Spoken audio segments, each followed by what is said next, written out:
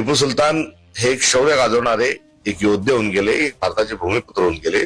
त्यांनी कधीही कुठल्याही विषारी विखारी विचारांना त्यांनी जवळ केलं नाही. तर एक शौर्याचं लक्षण म्हणून टिपू सुलतानांना आपण शिवाजी महाराजांच्या समकक्ष बघितलं पाहिजे. टिपू सुलतानांना आपण शिवाजी महाराजांच्या समकक्ष बघितलं पाहिजे. त्यांना लाज वाटली पाहिजे. जय श्रीराम.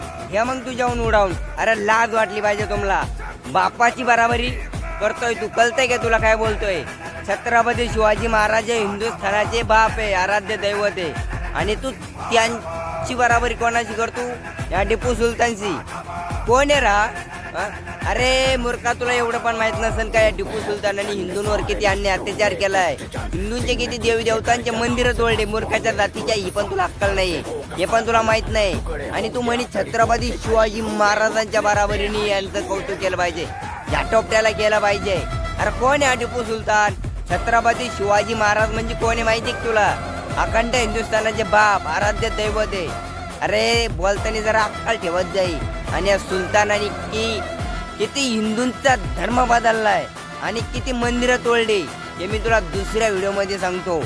आणि छत्रपती शिवाजी महाराजांची बराबरी अशा कोणत्या बी आयऱ्या घेऱ्यांनी करायची नाही, कळलं? King of Maharashtra Chhatrapati Shivaji Maharaj. जय श्रीराम.